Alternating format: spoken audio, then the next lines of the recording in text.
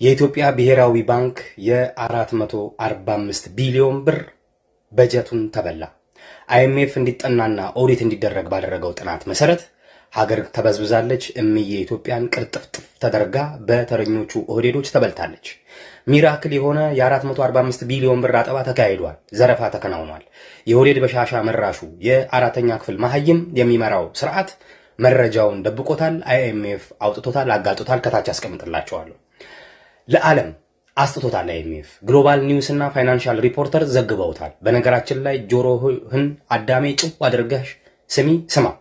ኢትዮጵያና ኢትዮጵያ ውስጥ ያላችሁ ወገኖች 445 ቢሊዮን ብር ማለት የዛሬ 5 ዓመት የኢትዮጵያ አጠቃላይ በጀት የነበረ ወይም የሚበልጥ በጀቱ በወቅቱ የተሳለጠ መንገድ በምግብ ራስን የመቻል የሴቶችን ኢኮኖሚ ተሳትፎ የሚጨምር ጠቀም ያለ ጠንካራ አፈጻጸም የሚካሄድበት በሙስና የማይታማ ማንም እንደ ኦህዴድ ካድሬዎች እንደ ቆሎ የማይቆነጥርበት ዘመን ነበር።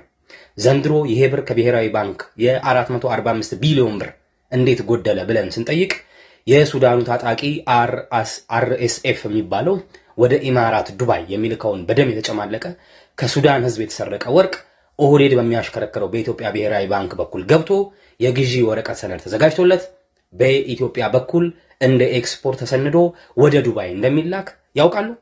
ይሄ ነው የሆነው እንደዚህ ነው። ሀገር ኢትዮጵያ የአሸባሪዎችን ገንዘብ ህጋዊ በማድረግ በዓለም ስሟ እየጎደፈ መሆኑን ወይም በግልጽ መኒ ላውንደሪ እየሰራች መሆኑን የተባበሩት መንግስታት የዩኤንዲፒ አጋር የሆነው ፋይናንሻል ሪሰርች አረጋግጧል። 445 ቢሊዮን የኢትዮጵያ ብር ልብ አድርግ ወገኔ፣ የኢትዮጵያ ወርቅ ኤክስፖርት ተደርጓል ተብሏል። የብሔራዊ ባንክ ሰነድ ላይ ግን እንደ ገቢ የተመዘገበ ነገር ግን በተግባር የሌለ ሆኖ ዱባይ ላይ የበሻሻ ሚሊዮነሮች ህንፃ እየገነቡበት ነው። ይሄ ከደሃ ህዝብ የተዘረፈ ገንዘብ ነው። አሁን ባጭሩ ኢትዮጵያ ህዝብ መጠየቅ ያለበት ግልጽ ጥያቄ አይኤምኤፍ ያጋለጠውን 445 ቢሊዮን ብር የት ጠፋ፣ እነማን ኪስ ገባ ብሎ ነው። ሀሌታ ውሃ ወደ ዱባይ ሸሸ ወይስ ለጦር መሳሪያ ግዢ ዋለ? ሐመር ውሃ ህገወጥ ወርቅ ግዢ ተፈጸመበት? መልሶ የለም። ግልጽ ነው።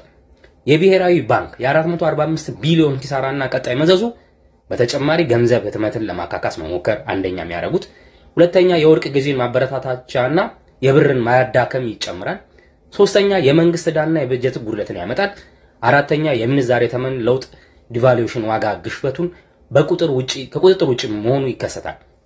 ስለሆነ ይህች ሀገር የአብይ አህመድ የጥንቆላና የቁጭ በሉ ቸርች ወይም እድር ስላልሆነች ወገኔ በስማችን በሀገራችን ቀብድ አስይዘው የተበደረገውን ዶላር የት ገባ ብሎ የመጠየቅ ግዴታ አለበት። በሌላ መረጃ ከትላንት ጀምሮ 4 ኪሎ ቤተመንግስት አካባቢ 3ኛ ዙር ካሜራ ለመግጠም በሚሊዮን ዶላሮች ከታይዋን ቪቮቴክ እና ቲኤስኤስአይጂ ከተሰኙ ድርጅቶች ከትላንት ጀምሮ ሌሊቱን ስራ መጀመራቸውን ካሜራ ማጥመዳቸውን ተነግሯል። 9 ሱሪ ከውሻ ሞት አያስጥልም። አማራ ፋኖ እየመጣ ነው።